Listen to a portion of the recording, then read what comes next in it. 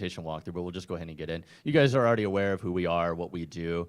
Wanted just to outline Super League Gaming, UConnect. We'll kind of walk through those pieces here in a minute because I feel that they're super important in terms of grassroots development and obviously Twitch too, which I'll let Kevin kind of talk through. I'm from Texas Tech University. That's where I was the president of the league club. And I'm from University of Washington. Yeah. Okay, all right. We'll just keep on going here. So eSports ecosystems, you guys are familiar with it for the most part, right? I broke it up into 4 different segments. So you have collegiate, city, semi-pro, professional. The top 2 are the grassroots movements that we're talking about. In grassroots, we're talking in terms of large quantity of individual, bottom up in terms of the ecosystem. So it's primarily community-driven and all of that, whereas the semi-pro and professional scenes are highly focused on players themselves. I added for the collegiate, we had UConnect, which I've already spoken with you guys about. You're already a part of the platform. But again, it's just about us getting swag and sponsorships out to collegiate organizations and to kind of help them flourish. And if you want to talk about Twitch a little bit more. I already did. Perfect. I did my presentation. So, see the prior panel. Yeah. But at the end of the day, it's just supporting gaming clubs that will eventually become, we believe, the varsity program. Right, it's gonna have to come from the collegiate clubs. Like, who else is gonna be the best spokesman for a gaming club, an official gaming program, but the students? So that's why we support them. Exactly. And then to touch on,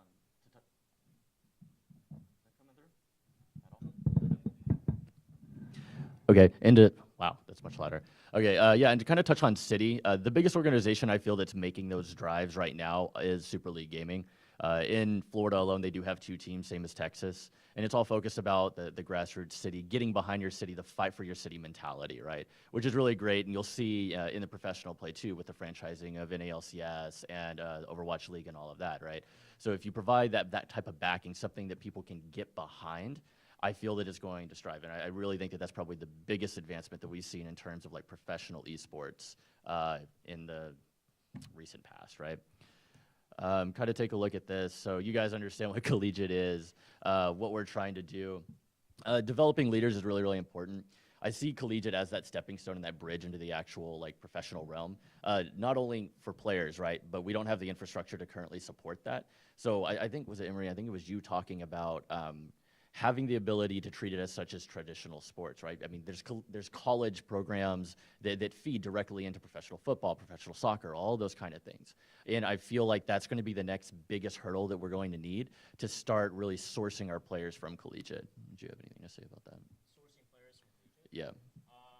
It's already happening. More owners are like, we're talking to 3 people. There's more.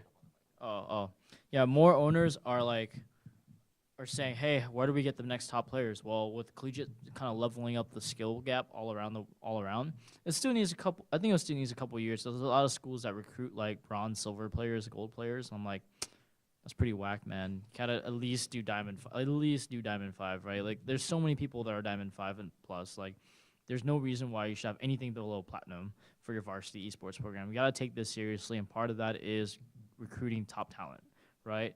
Top talent is you know, some of the salaries in LCS now is like, well, I don't think I can say. Yeah, okay, yeah, that one was public. So $1 million for Impact. So, you know, people are looking, right? A lot of the owners that I talk to are like, wait, where do we get the next best player, right? For our academy league, right? Academy players, right? A good one is what was the guy from UBC that just got into the Golden Guardians? Bob Quinn. Bob Quinn's a very, very, really good mid laner. He played for UBC, was one of the 2-time champions for the UBC team. Now he plays on the Academy League for the Golden Guardians. I think they're actually doing better than Golden Guardians. Yeah, a lot of these people are like, one of the problems with recruiting in the first place is that you don't know who's behind the summoner name or the Blizzard Battle.net ID, right? It could just be an 18-year-old toxic person that says shit that they shouldn't be saying, which is something we've started to see, right? They look to Collegiate as a way to build, like, people that have been through the system. By system, meaning they played on a team, they know how to work together, they've been through the regiment and like learning how to build the team building skills, learning how to be a teammate, how to lose is good, and knowing how to win. Those are the things that stands out beyond that. I think Collegiate has the opportunity to be in the amateur scene right now. There's not enough money or support or sustainability for the amateur scene, right? A lot of teams come in, like, are formed and they break within like a month or two, right? Collegiate is a good way to build that 4-year, 5-year, 6-year sustainability all across the board. With that, it gives a good way for pro teams now that are looking for teams. Like, the Owl League is going to expand to different cities, no doubt, right? That means more players will have the opportunity to play more than ever. LCS will probably do the same thing. I can't speak on behalf of Riot, but I can guarantee you that there's not going to be just 10 teams in LCS for North America and however many in EU, right? So that's the opportunity of Collegiate. And I think that's the exciting part. With new teams coming to play means new staff and new coaching teams, new administrators, new marketing people, new business development people, new engineers to make these team websites, right? Like, look at the 100 Thieves website and their brand. It's insane, right? What they're able to do with Nade Shot in them. So, yeah, so that's kind of where we see Collegiate, and same with the city leagues. And I can let you talk more about the city leagues. Yeah, and to add into the collegiate space a little bit more too, the more that becomes more defined, the more money that gets invested into it, the more scholarships that are built up, the more varsity programs that are established, the skill gap between the semi-pro leagues and the collegiate leagues are going to be almost negligible, right? And it'll allow collegiate to be that training ground that we would really like to see for it. And for city, yeah, I mean, just the whole fight for your city mentality, which in ALCS and the Overwatch League are really supporting right now. And Super League Gaming's trying to approach it from a community-driven piece. So they don't focus on the best players in the city. They focus on a bell curve of how many players participate, and they break them up into tiers based off of that. So if the bronze player wants to go out and to compete competitively in the theater, they have that opportunity to. So again, it's about expanding that city movement and to really allow people of all skill levels to contribute and to feel valued. And that's the grassroots movement of it. Obviously, you would want to focus on more skill to move up from the city perspective for semi-pro and pro. But again, the grassroots things you can't get rid of, because if you don't have grassroots, who's the community going to watch? I mean, who's the community that is going to watch, that is going to pour money into the industry that, again, turns out more content, more people, better players, and overall great ecosystem. So for the next 3 slides, I kind of broke down the different types of positions and stuff within collegiate, with the most obvious one coming in first as players, right? The players benefit a lot from the collegiate space just because they have the organization and collegiate resources, right? So student organizations have so much power. And as much power as they can put into their players, the better that they're going to look, because the players are the face of the organization. Let's be honest here, right? We can lead the organization, but we're not the ones that are going to be seen on a global scale unless if huge things are made. But whenever you hear about OSU championships and like League of Legends international champions and all of that kind of stuff, that's big. That's what it comes to, right? So free coaching, brand management. So you have people who are also trying to develop as coaches, as brand managers, as we had a kinesthesiology major or something like that at Texas Tech that's looking to get into it. So he's sitting there and developing players. There's so many opportunities. I'll go into the next slide. But the visibility also into the pro scene, because there's scouts out there. Like, there's people watching collegiate games. They're not picking up as much as they could. But again, there's that skill gap that we talked about beforehand.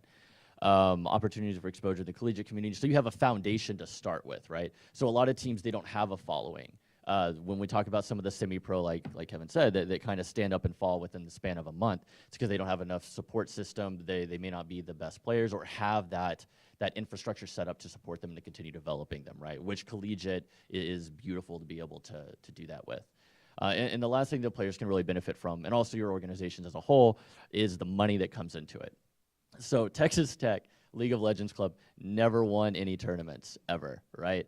This picture right here is Anime Matsuri, which I had a fairly major role in doing the League of Legends tournament and standing it up. They won $4,000 off of this tournament, splitting it up $800 a pop for the players.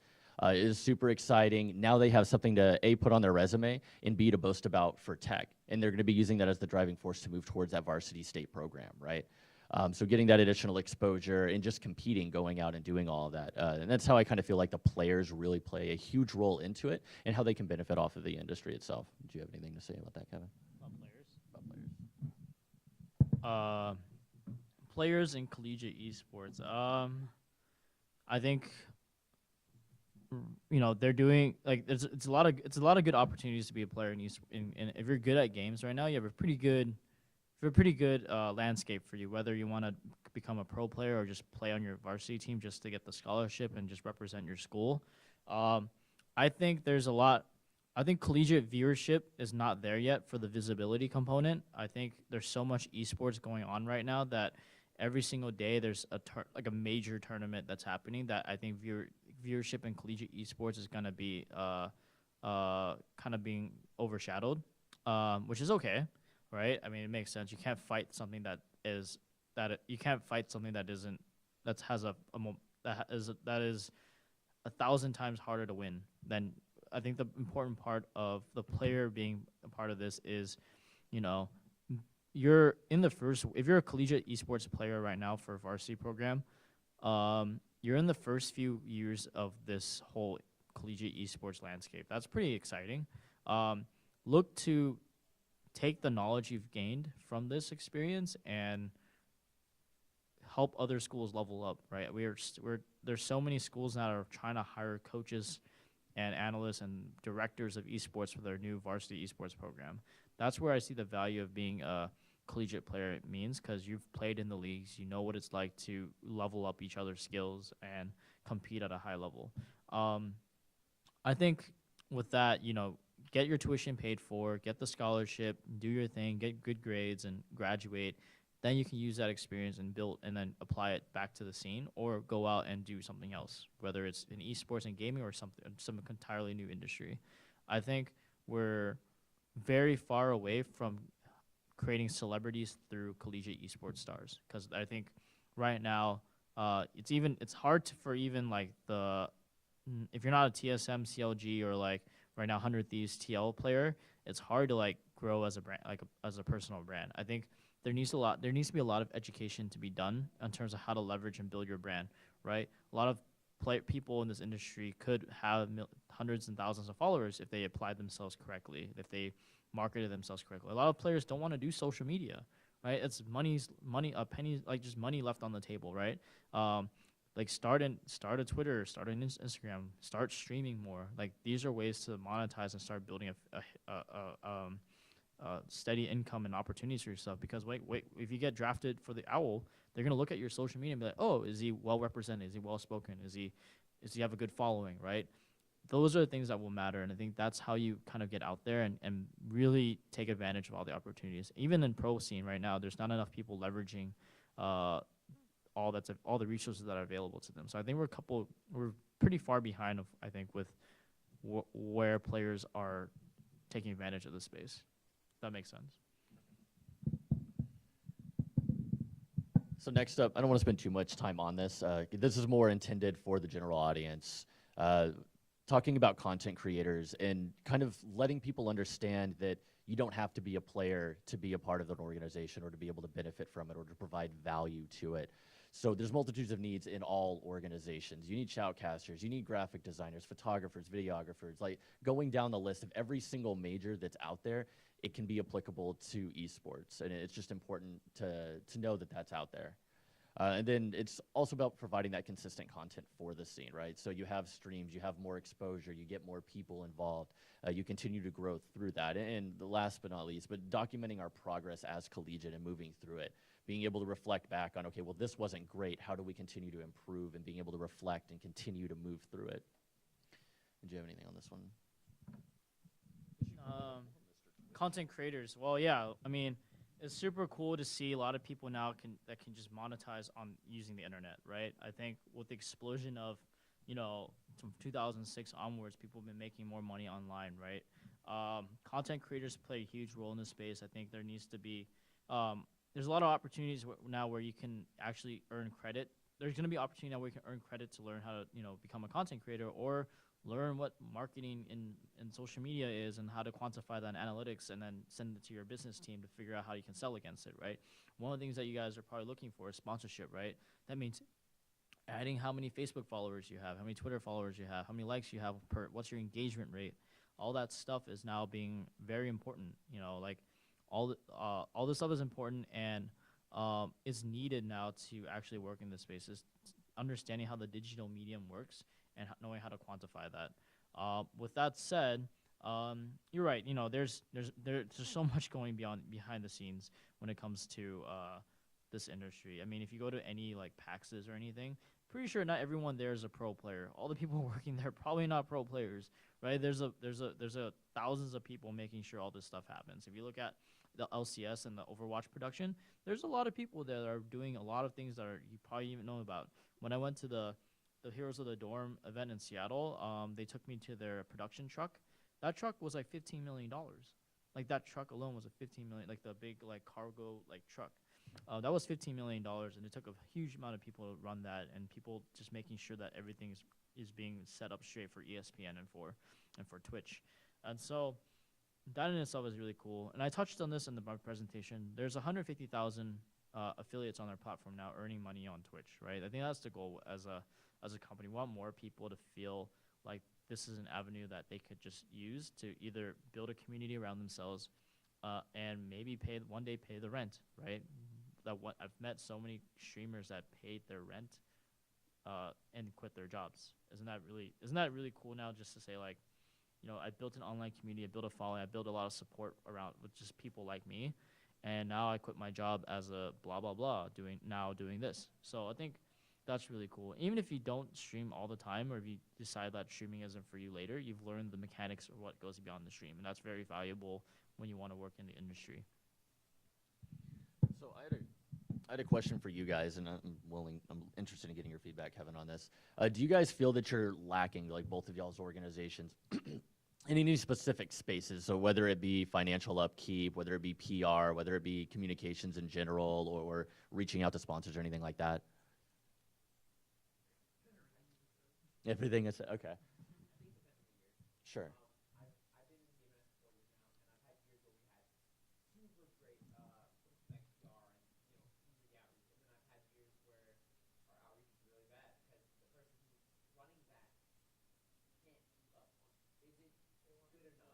Sure.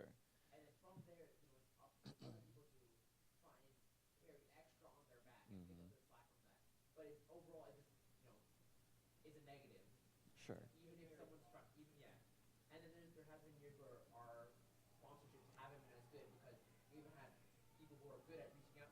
Right. Mm. Mm. Right. Okay.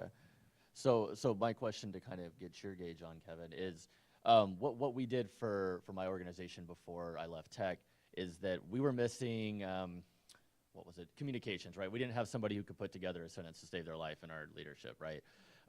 So the idea is pursuing the specific college, so the communications college at Texas Tech, and putting out an advertisement and looking and searching for people with that skill set, right? And it's something that I realized that a lot of people in Texas didn't kind of realize. You guys sourcing people who are super passionate and interested in esports, but those may not be the most ideal candidates for specific roles, right?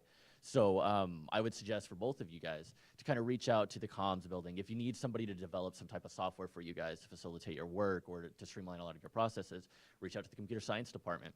Be like, okay, we're running an esports organization. This is the type of exposure that we can provide on a resume. This is what we can do for all of you guys. This is what we're looking to be done. And people may be more motivated or driven to do something that they're really good at, especially if they're looking to pursue a degree in it as well.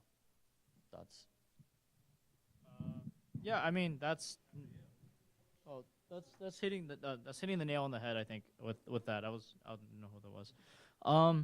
Yeah, I think you're gonna have to rely on different departments, right? Again, I said in my presentation, this is a global industry. So there's so many different disciplines that it could be of use, right? You can hit up so many different departments on campus to make all this stuff. I think we actually just hired a contractor that came from the media and design department of University of Utah. He is putting together all the assets for the PAC-G. I don't know if you heard of the PAC-G, but it's like a tournament with all like 11 of the 12 Pac-12 schools. But he was a Blizzard intern, and he's now doing this at the PAC-G and at the University of Utah, putting all their assets together. And we brought him on to work on some of the graphic stuff we're rolling out for this year. And he was doing all this stuff because he was in this major, right? who would have known that people that major in something are probably pretty good at it. So please rely on that and start bringing other people into the loop and get them excited about this, because it is a really exciting industry. I think I think a lot of these events, a lot of these panels can get sometimes boring because people take it too seriously. But like, it's a lot of memes, it's a lot of eating out with each other, and it's a lot about community development through just organic experiences, right? We went out to 3 a.m. yesterday just because we were hungry and just had like a long talk and stuff, and like that's kind of what makes gaming esports great, is like moments like this. Like he said, like after all this, we're gonna go hang out, right? Do this with your departments, right? Get them involved instead of just giving them work. You know, invite them out and help them and ask them to join like the family, right? I see a lot of people just dishing out work. That's not how you get buy-in from people, right? You can't just be like, hey, do this. We have an event coming up, do this, right? You don't start from the what and the hows. You start with the why. You know, like why, get them excited about the why, and the what and hows are really easy, right? So that's where I see good leaders and good how we talked earlier about like finding good people to work with and finding people that understand your mission. I think talking about the why first is the most important. And I think with that, reach out to different departments, talk about why they should get involved with gaming nights. Not just, hey, we have an event, can you make this for us? That's too demanding, that's too one way. Create a way that it motivates them to get excited about it. It's the same way of how I've seen a lot of Twitch streams operate, is that there's something in it for everyone, right? When I went to like different cons and stuff, you're going there because you're part of the community, whether you're a viewer, whether you're a broadcaster, whether you're a pro player, whether you're a team manager, whether you're there for sponsorship. There's a little bit of it for everybody. So find what motivates them to get involved, whether they need something for their portfolio, whether they need something first. People always want something out of it first, right? Get them that, get them stuff on their resume, and then get them brought into the why they should be involved with gaming nights for the long term, or FIU, Gaming Association long term. So the last component that we kind of talk about in terms of the collegiate breakdown, which you guys are much more familiar with, right? The organizer's perspective, the leaders, and Kevin did a great job kind of touching on leadership and what it means to motivate and to drive. And if you can share your passion and have other people see it, they will fall in line and they will work their ass off to make things work for the organization and for you, right? That's the biggest thing I feel is being able to motivate the people who you're working with to just go, whether it's on the same team, whether they're working under you, or whether you are reporting up to them, right? It's very important to be able to be motivating and passionate.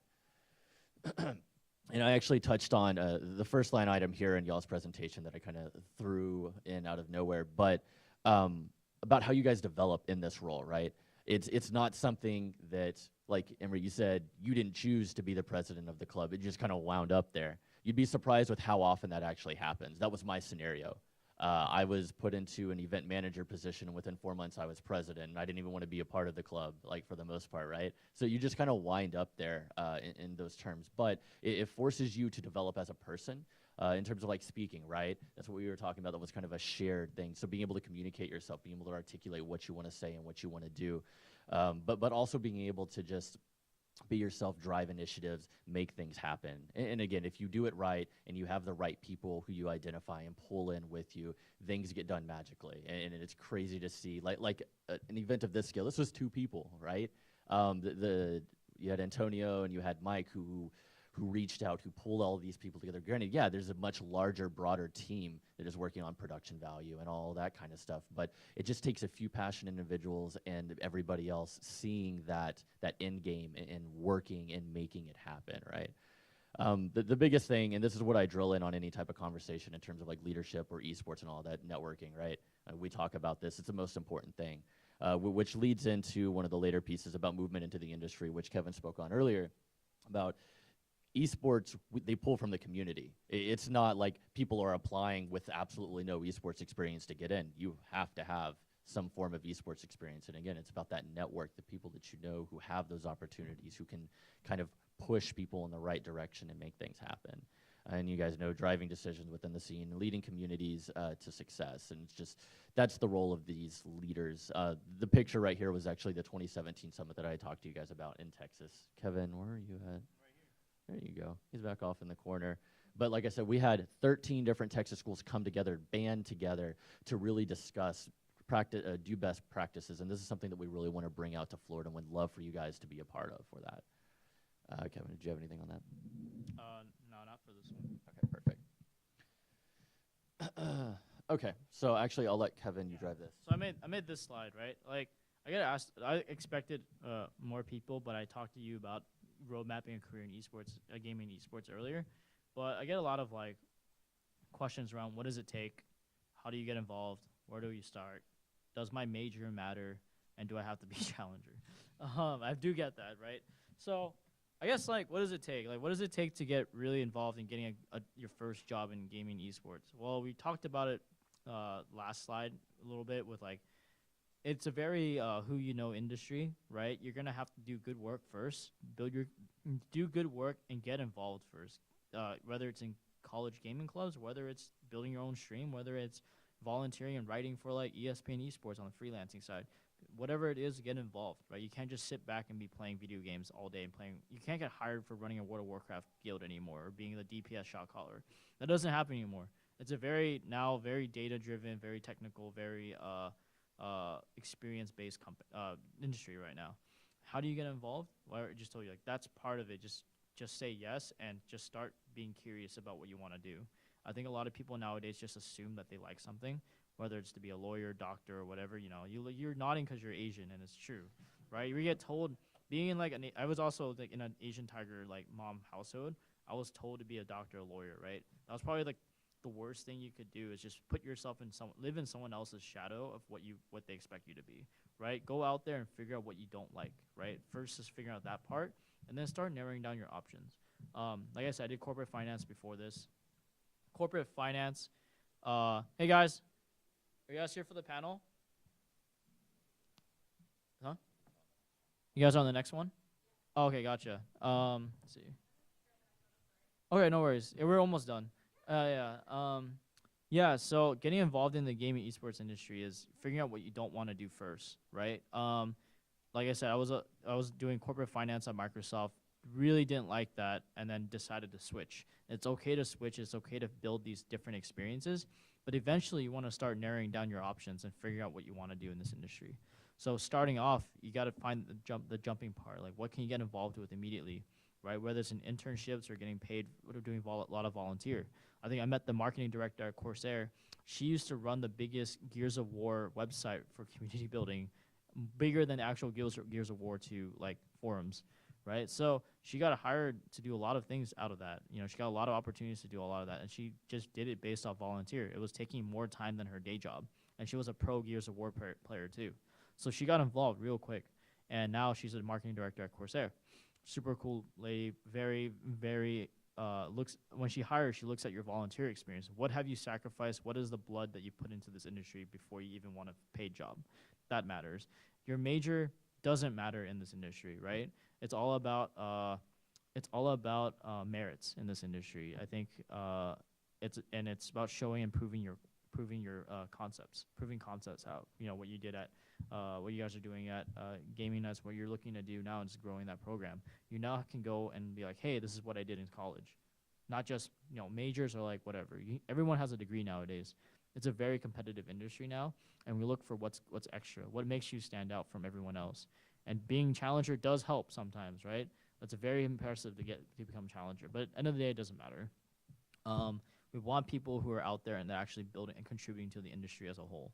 That's kind of like my roadmap, and I want to just like if you have anything to add to that, but we can go into Q&A after. So I fully agree with all of this, right? A lot of it is who you know. A lot of it is networking. A lot of it is like sticking your neck out. And a lot of people are afraid to do it, right? And that's where some of the organizations that could be much better aren't, because they aren't afraid to take risks. They aren't afraid to invest themselves. They're not afraid to know their value and act on it. So to kind of add on to this, know your value, know what you're bringing to the table, know what you can kind of contribute to the organization that you want to, and define that scope and understand it truly. But yeah. So we'll go to Q&A. We'll take a couple of questions for anything that you guys may have for us now.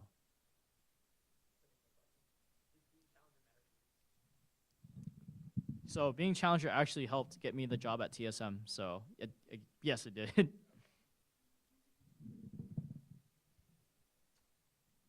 Any other questions? In the back?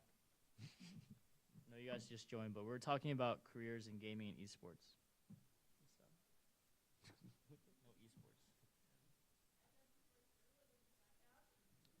That's absolutely perfect. My friend actually is one of the writers for ESPN eSports, and he started off by doing freelancing. Well, the first guy is Jacob Wolf. He's a good friend of mine, and then another guy just is now going to UW, but he used to write for ESPN eSports out of the Philippines, but he's now a freshman at the University of Washington. His name is Justin Banising. Oh yeah, there. All right, guys. Thank you for your time. Thank you.